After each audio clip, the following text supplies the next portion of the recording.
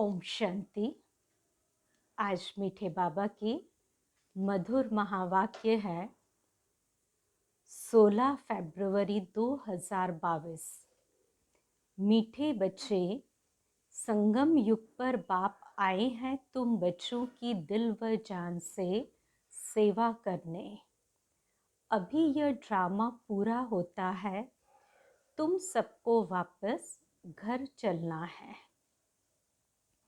प्रश्न: अभी तुम बच्चों की कर्मातीत अवस्था हो नहीं सकती, अंत में ही होगी। क्यों? क्योंकि तुम आत्मा जब कर्मातीत बनो तो तुम्हें पावन तत्वों का बना हुआ शरीर चाहिए। अभी यह 5 तत्व पतित है। जब तत्व पावन बने तब कर्मातीत अवस्था हो। तुम बच्चे जब पूरे पावन बन जाएंगे तो यहाँ रह भी नहीं सकेंगे। पावन बने तो पावन दुनिया में पावन शरीर चाहिए। इसलिए तुम अभी हाफ कास्ट हो। अंत में तुम्हारा पूरा बुद्धि योग जम जाएगा। तुम पावन बन जाएंगे। तुम्हारे सब विकर्म विनाश हो जाएंगे और तुम्हारी कर्मातीत अवस्था हो जाएगी। गीत: दूर देश का रहने वाला आया देश पर आए। ओम शांति।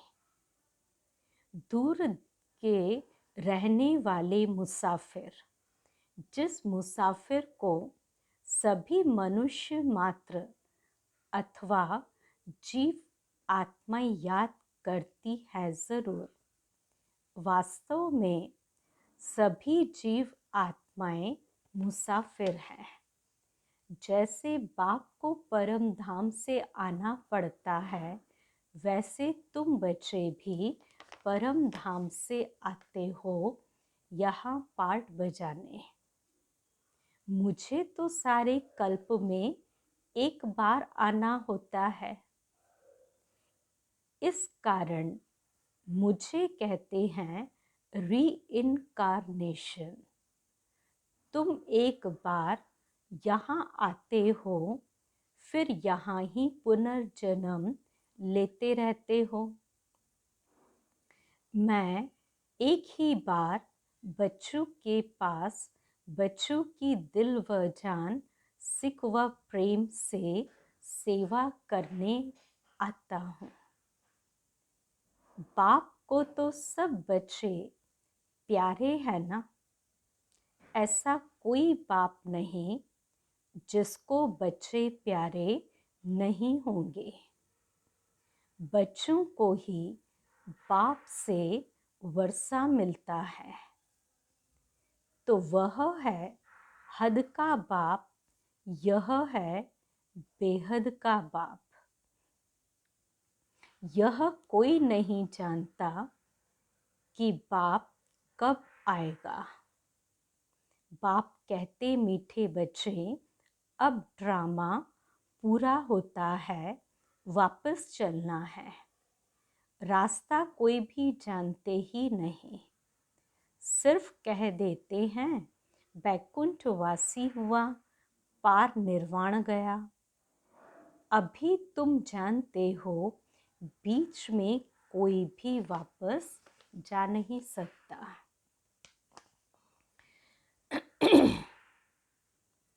जब सबका पाठ पूरा हो तब बाप को आना पड़ता है। तुम जानते हो हम सब आत्माएं जब शरीर में हैं तो शरीर के नाते भाई बहन हैं। हर एक को अपना अपना पार्ट पूरा करना है। फिर सबको अपने अपने समय पर पार्ट रिपीट करना पड़ेगा। बाप को सभी याद करते हैं कि हे पतित पावन आओ, हे सीता के राम आओ, एक राम एक सीता के लिए थोड़ी आएगा, सभी सीताओं का एक राम है। सब बच्चे याद करते हैं, भक्ति करते हैं, तो यह ड्रामा 5000 वर्ष का है।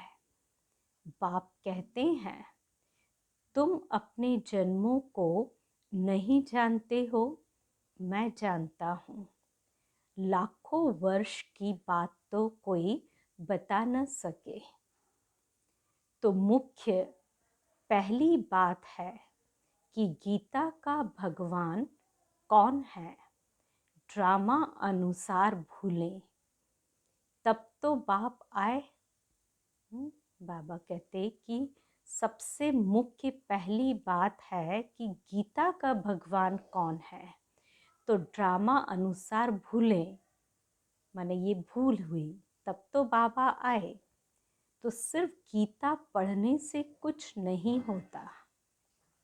बाप खुद ही आकर बच्चों को राजयोग सिखाते हैं। बाप कहते हैं, यह नई नई बातें जो मैं तुमको सुनाता हूँ वह सब प्रायः लोप हो जाएंगी, यह परंपरा नहीं चलती। और जो आते हैं उन्हों का ज्ञान तो अंत तक चलता है। एक दो को सुनाते आते हैं, यहाँ न सुनने वाले न सुनाने वाले रहेंगे, सब चले जाएंगे। यहाँ तो वहाँ तो यह भी नहीं जानते कि हम 16 कला संपूर्ण है, वह तो है ही प्रारब्ध। 16 कला से फिर 14 कला बनेंगे। यह पता रहे तो राजाई की खुशी ही चली जाए। बाप समझाते हैं, ऊंचे ते ऊंचा धर्म शास्त्र पहले होना चाहिए। देवी देवता धर्म शास्त्र स्थापन करने वाले को भूल गए हैं। जितनी गीता की महिमा है उनसे जास्ती ज्ञान सुनाने वाले की महिमा है। और कोई धर्म स्थापन करने वाले को भगवान नहीं कहेंगे। भगवान तो एक ही निराकार है, बाकी सब है साकार। गाया भी हुआ है श्रीमद् भगवद गीता, वह सबका सद्गति दाता है। इस समय सब तमो प्रधान कब्र दाखिल है। फिर बाबा आकर सबको जगाते हैं। यह पुरानी दुनिया तो खत्म हो जाने वाली है। सरसों मुआफिक सब पिस जाते हैं। सतयुग में बहुत छोटा दैवी झाड़ होगा। भगवान को सब याद करते हैं, हे भगवान, हे सचखंड स्थापन करने वाला। परंतु वह कब आएगा? शास्त्रों में तो लाखों वर्ष लिख देते हैं, तो इसको क्या कहेंगे? इसको ही तो अंधियारा कहा जाता है। अभी तुम जानते हो हमारा बाबा ज्ञान का सागर है, दूसरा कोई ज्ञान सागर हो नहीं सकता। ज्ञान सागर बाप दूर देश से हम बच्चों के पास आते हैं। हम सब अंधियारे में पड़े थे, जानते नहीं थे कि ड्रामा में हम सब एक्टर्स हैं।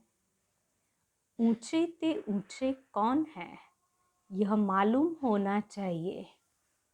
सिर्फ सर्वव्यापी है, यह ज्ञान हो गया क्या? अगर सर्वव्यापी है फिर तो भक्ति भी नहीं कर सकते। इसको कहा जाता है अज्ञान। अभी तुम जानते हो सबका सद्गति दाता बाप है। उनका नाम भी है परम पिता परमात्मा शिव। वह पिताओं का भी पिता है। जन्म बाई जन्म लौकिक पिताएं मिलते आए। ऊंचे ते ऊंचा बाप है, फिर नंबरवार आते हैं। तो पहले पहले देवी देवता सीजरे के उतरेंगे। अब वह बाप, वह रचना बाप रच रहे हैं। ब्रह्मा द्वारा ब्राह्मण कैसे रचे? प्रजापिता ब्रह्मा द्वारा प्रजापिता ब्रह्मा द्वारा एडॉप्ट करते हैं। बच्चे कहते हैं बाबा हम आपके ही थे, अब आपके ही हैं। पहले पहले हम सतयुग में आए थे। इस समय तुम हाफ कास्ट हो, शूद्र से ब्राह्मण बन रहे हो। पूरा पवित्र कर्मातीत पिछाड़ी में बनेंगे। पिछाड़ी में बुद्धि योग पूरा जम जाएगा और विकर्म सब भस्म हो जाएंगे। फिर भी यहाँ तुमको पावन नहीं कहेंगे, क्योंकि शरीर पतित है। अभी पतित से पावन बन रहे हो। फिर सतयुग में शरीर भी पावन मिलेगा, पूरा पावन बन जाएंगे। फिर यहाँ रह नहीं सकेंगे।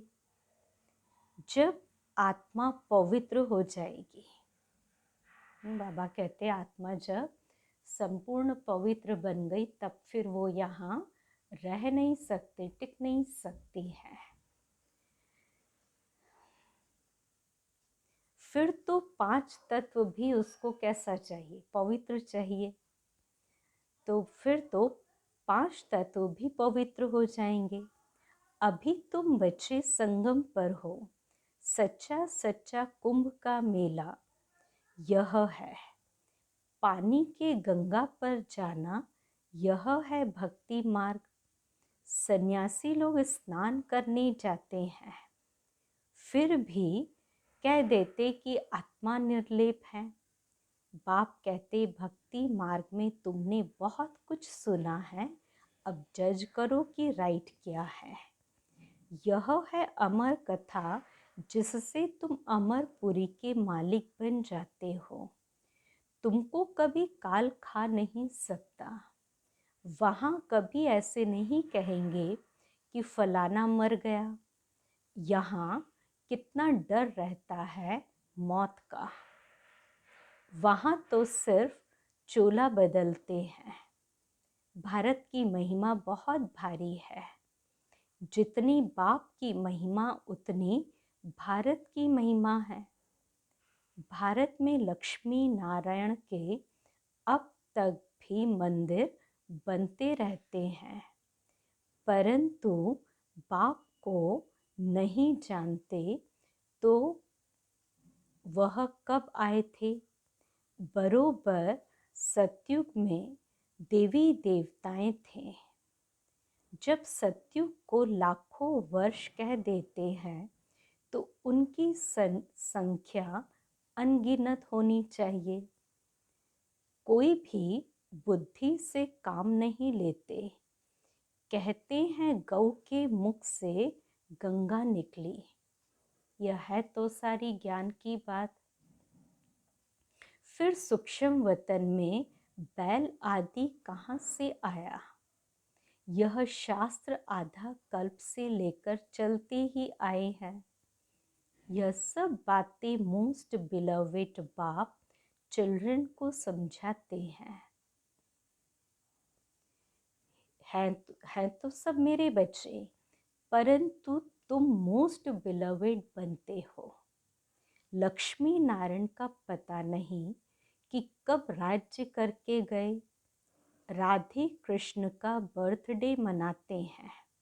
लक्ष्मी नारायण का कुछ पता नहीं। राम को त्रेता में दिखाते हैं, कृष्ण को द्वापर में। राधे कृष्ण हैं सतयुग के। यह सब तुम ही जानते हो। सब धर्म कैसे रिपीट होंगे? फलाना धर्म स्थापक कब आएगा? वह समझते हैं धर्म स्थापन कर वापस चले जाते हैं। अरे तब फिर पालना कौन करेंगे? हर एक मनुष्य रचना रचते हैं, फिर पालना भी करते हैं, विनाश नहीं करते। हद की रचना करने वाला बाप अल्पकाल क्षणभंगुर सुख दे सकते हैं। कोई को बच्चा नहीं होगा तो कहेंगे हमारे कुल की वृद्धि कैसे होंगी? बाप कहते हैं कि इस समय सब पतित भ्रष्टाचारी हैं। एक गीत है, कहते हैं भारत का क्या हाल हो गया है। फिर दूसरे गीत में है कि हमारा भारत सबसे ऊंचा है। क्या अभी ऊंचा है? नहीं, अब तो बिल्कुल ही पतित है। तो बाप कहते हैं बच्चे धीरज धरो। यह भी खेल है। किसका? भारत के उत्थान और पतन का, या हार और जीत का।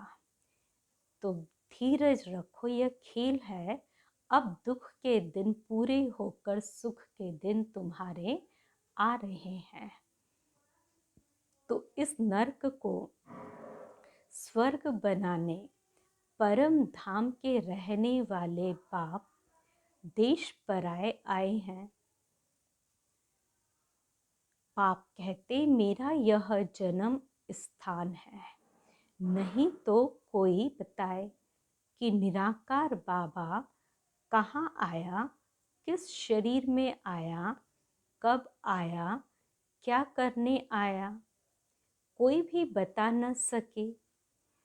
तुम बच्चे जानते हो परम पिता परमात्मा कैसे आकर पतितों को पावन बनाते हैं।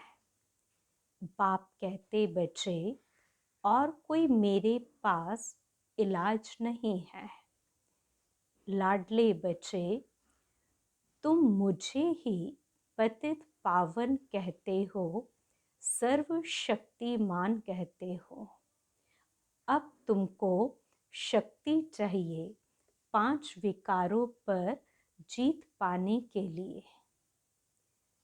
हिंसक लड़ाई की यहाँ बात नहीं, यह है गुप्त। सिर्फ तुम मुझे याद करो। इसको कहा जाता है अजपा जाप। अभी सबकी वानप्रस्थ अवस्था है, सबको वापस जाना है। वह है शांति धाम। वहाँ से फिर ऑटोमेटिकली तुम सुख धाम में आ जाएंगे। शांति तो तुम्हारा स्वधर्म है। यूं तो इस रावण राज्य में शांति मिल नहीं सकती। बाकी थोड़े समय के लिए चाहते हो तो अशरीरी होकर बैठ जाओ। शांति तो सबको चाहिए। अगर 101 करोड़ भी शांति में बैठ जाएं तो भी शांति हो न सके। तो यह है ही अशांति की दुनिया। शांति के लिए कोई राय नहीं निकल सकती। यह तो गॉड फादर की ही जवाबदारी है। तुम जानते हो, देवी देवताओं का राज्य था जिसको बैकुंठ कहा जाता है। अब कलयुग का अंत अब कलयुग का अंत दुख धाम है। वह है शांति धाम, स्वीट होम। स्वीट फादर भी वहाँ रहते हैं। वह है सुख धाम, यह है दुख धाम। बीच में और धर्म निकलते हैं, वृद्धि होती रहती है। उन्होंने तो कल्प की आयु लाखों वर्ष कह दी है। इसको कहा जाता है घोर अंधियारा, और सतयुग है घोर सोजरा। मूल वतन में है अपार शांति। यहाँ हम पार्ट बजाने आए हैं। बाप कहते हैं, हे आत्माएं, सुनती हो? अपने कान रूपी ऑर्गन से तुमको याद है कि यह ड्रामा का चक्र कैसे फिरता है? तुम इस समय कौन हो? त्रिकालदर्शी हो। तुम ब्राह्मणों के सिवाय कोई त्रिकालदर्शी नहीं है। ऋषि मुनि कहते थे, हम ईश्वर को नहीं जानते हैं, नास्तिक है। अब तुम आस्तिक बने हो। बाप और सृष्टि चक्र के आदि मध्य अंत को जानते हो। तुमको तीनों लोकों की नॉलेज मिली है। सिवाय तुम्हारे कोई को भी यह नॉलेज नहीं है। लक्ष्मी नारायण को न त्रिलोकी नाथ न त्रिकालदर्शी कहेंगे। त्रिलोकी नाथ मनुष्य नहीं हो सकते। तुम तीनों लोकों और तीनों कालों को जानने वाले हो। लक्ष्मी नारायण को भी त्रिलोकी का ज्ञान नहीं। विष्णु को स्वदर्शन चक्रधारी दिखाते हैं। अब विष्णु के दो रूप है, लक्ष्मी नारायण, राधे कृष्ण। तो फिर ये राधे कृष्ण ही लक्ष्मी नारायण बनते हैं। इस समय कितने अच्छे यादगार मंदिर बनाए हैं, परंतु इनकी बायोग्राफी को तो जानना चाहिए। ऊंचे ते ऊंचा भगवान एक है, उनका नाम है शिव। रुद्र भी कहते हैं। यह है रुद्र ज्ञान यज्ञ। कृष्ण ज्ञान यज्ञ होता ही नहीं। कृष्ण तो सतयुग का प्रिंस है। वह क्या यज्ञ रचेंगे? रुद्र यज्ञ से विनाश ज्वाला प्रज्वलित होती है। सतयुग में यज्ञ रचने की दरकार नहीं है। इस ज्ञान यज्ञ के सिवाय बाकी सब है मटेरियल यज्ञ। तो बाप ने समझाया है कि इनको यज्ञ क्यों कहते हैं। यह जो पुरानी दुनिया की सामग्री है, वह सब इसमें स्वाहा होने वाली है। इसलिए कहा जाता है, परम पिता परमात्मा ने यज्ञ रचा, जिससे मनुष्य देवता बनते हैं। देवताओं के पैर पुरानी दुनिया में नहीं आते हैं। तुमको तो बाप ने सब कुछ साक्षात्कार करा दिया है। अच्छा, मीठे मीठे सिकिलधे बच्चों प्रति माता पिता बाप दादा का याद प्यार और गुड मॉर्निंग। रूहानी बाप की रूहानी बच्चों को नमस्ते। हम रूहानी बच्चों की रूहानी बाप दादा को याद प्यार, गुड मॉर्निंग और नमस्ते। धारणा की पहली पॉइंट, अपने शांत स्वधर्म में सदा रहना है। यह वानप्रस्थ अवस्था है, वापस घर जाना है, इसलिए बाप की याद अजपाजाप चलती रहे। दूसरी पॉइंट, कर्मातीत बनने के लिए संपूर्ण पावन बनना है। जो भी विकर्मों का बोझ है उसे याद की यात्रा में रहकर उतार देना है। याद की शक्ति से विकारों पर जीत पानी है।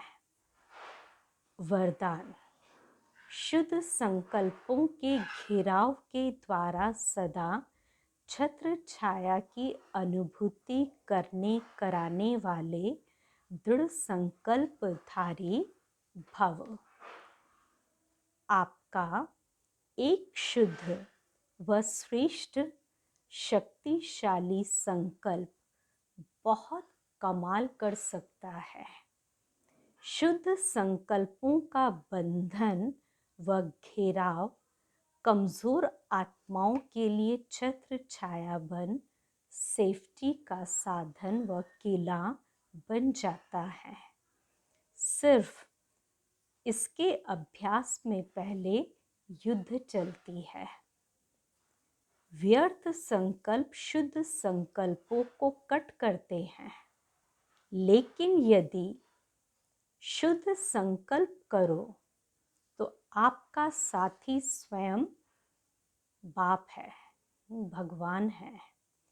तो विजय का तिलक सदा है ही, सिर्फ इसको इमर्ज करो तो व्यर्थ स्वतः मर्ज हो जाएगा। स्लोगन, फरिश्ते स्वरूप का साक्षात्कार कराने के लिए शरीर से डिटैच रहने का अभ्यास करो। बाबा कहते कि फरिश्ते स्वरूप का साक्षात्कार कराने के लिए शरीर से डिटैच रहने का अभ्यास करो। फिर आज के अव्यक्त इशारे की पॉइंट है, पवित्रता की शक्ति इतनी महान है जो अपनी पवित्र मनसा अर्थात शुद्ध वृत्ति द्वारा प्रकृति को भी परिवर्तन कर लेते। मनसा पवित्रता की शक्ति का प्रमाण प्रत्यक्ष मनसा पवित्रता की शक्ति का प्रत्यक्ष प्रमाण है। प्रकृति का भी परिवर्तन, स्व परिवर्तन से प्रकृति का परिवर्तन, प्रकृति के पहले व्यक्ति। जो व्यक्ति परिवर्तन और प्रकृति परिवर्तन इतना प्रभाव है मनसा पवित्रता की शक्ति का, तो व्यक्ति परिवर्तन और प्रकृति परिवर्तन इतना प्रभाव है मनसा पवित्रता की शक्ति का। अच्छा, ओम शांति।